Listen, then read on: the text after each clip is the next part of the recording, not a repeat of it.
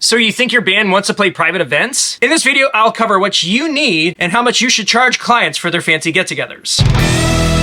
Hi, my name's Adam. I'm a musician and a content creator. My goal is to help you make good money playing music. If that sounds good to you, please consider subscribing to the channel. You know, we're still kind of a small channel, but I feel like there's a lot of folks out there who could benefit from this info, and every little bit helps. First of all, please disregard the state of my face. I opted to go as Eddie Munson from Stranger Things for Halloween this year, and I'm really regretting my commitment to screen accuracy. Anyway, so last week I released a video about pricing for bands that play bars and clubs, and asked you guys if you would like to hear something in the same vein for private events. And the response was a resounding yes. But here's the thing. You can't just waltz into a gig like this. There are rules, you know? So instead of just focusing on pricing, I wanted to provide somewhat of a crash course in what your band needs to have in place in order to get into this line of work. For context, I have been playing in bands that do private parties for the past decade. My primary group members only does mostly private events. When I say private events, I mean things like house parties, high school reunions, weddings, and corporate parties for like conventions and things. Those gigs pay between $2,000 and $5,000 per show. Yes.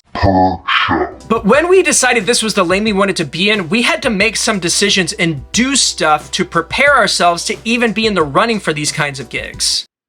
Now, if you're only interested in the pricing conversation, check the timestamp so you can jump ahead, but I would still highly suggest checking out this first part because there may be some things that you haven't considered. And because everybody loves a list, here are the 5 things that your band needs in order to be able to do private events. Let's get number 1 out of the way. You have to be good. You don't need to be incredible, but you need to be competent and have a solid repertoire of songs that lots of people want to hear. There are very few corporate metal bands, so make sure that your song list is accessible and party-oriented. I'll go ahead and say it. Your song list is going to be mostly middle-of-the-road stuff that most musicians claim to hate. The reason you choose to play this stuff will be much clearer by the time we get to number 5. Number 2, you need to have a cohesive stage look. On a lot of these gig or agency websites, your first impression is going to be your promo shot, and some people will book your band on that alone. So while you don't necessarily need matching lame suits or tuxedos, your image should convey that you are intentional about the way that you present yourself. Don't overthink it, but do medium think it. Number 3, you need a website. This is one of those weird situations where a lot of the conventional wisdom from like music industry folks doesn't really apply. If you want to play corporate events or high-end parties, you need a standalone web presence. The process that booking agents use for these high-end events is much more involved than somebody seeing your band once and then offering you a huge opportunity. Usually there are committees,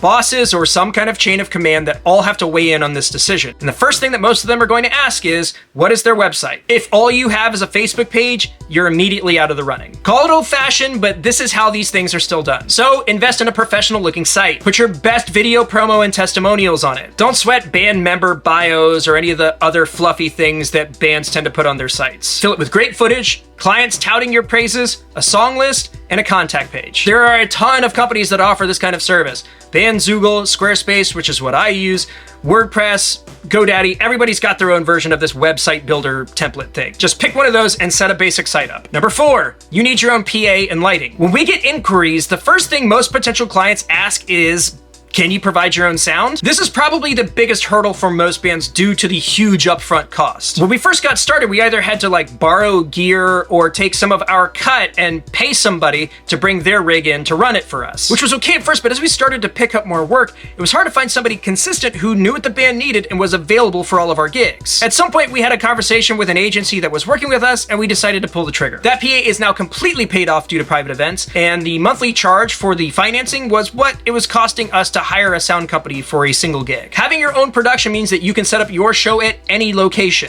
Whether it's somebody's backyard, an event space, or a hotel ballroom, you always have what you need. It also takes something off the client's plate in regards to planning, which is ultimately what they're after. Which brings me to my last point. Number 5. You need to be in the customer service industry. Providing live entertainment for wedding clients and businesses requires you to be as accommodating as possible. Egos and attitude have no place in this line of work. You will play the songs the client wants to hear. You will take requests, and your band will be on time, polite, and will be able to play as loudly or quietly as the client needs. Your objective is to say yes as much as possible while providing your expertise in order for things to go smoothly. Most people in charge of planning these parties have very little experience with live bands. You as a vendor need to be clear with with your communication and make the process as painless as possible in order to build your reputation. A part of that is your performance contract. If you're not sure what that contract should include, you can purchase a blank band contract on my website. There'll be a link for that in the description. Okay, now we have all those pieces in place. We can finally discuss how to price yourself. Bands that do private events command higher pay for a reason. In order to make sure that you're getting what you deserve, let's talk about how we set our pricing. The first thing you need to do is to figure out what the desired pay per gig your band members need in order to make this project worth their while. Is it $200 a head?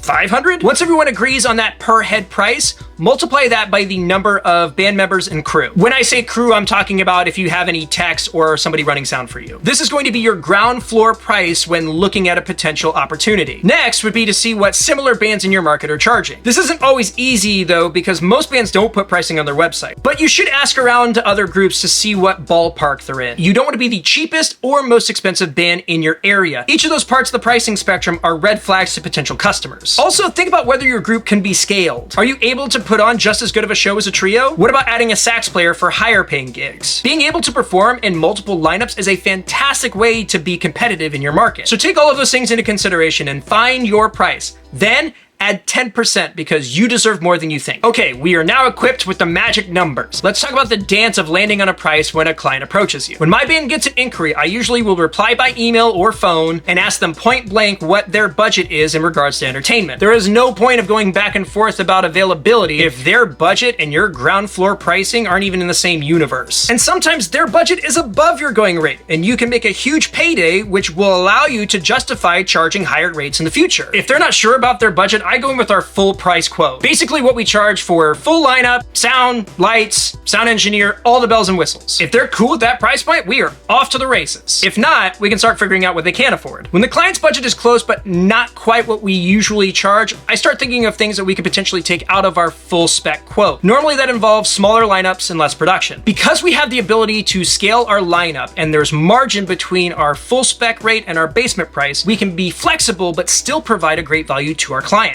These kinds of conversations can be nerve-wracking, but I am much more comfortable talking about value than pricing when booking my band. My band does not compete on price. It's part of the reason why we don't really mess with sites like Gigmasters, where a person's just trying to find the cheapest solution to their problem. It is incredibly important to know your worth and be able to convey that to potential clients. And sometimes that looks like turning down gigs that don't meet your pricing. I know that sounds crazy, but taking pride in your work is how you get into these opportunities in the first place. Don't be afraid to ask what you think you're worth. If you have any specific questions, please leave them in the comments. That's gonna do it for this one. Thanks again for tuning in. If you haven't already, please subscribe to the channel. We post new videos every single Friday. Also, like I mentioned earlier, go check out the blank band contract and rider packages so that you'll have the tools you need when you're ready to get into this line of work. Have an awesome week, and I'll see you next time.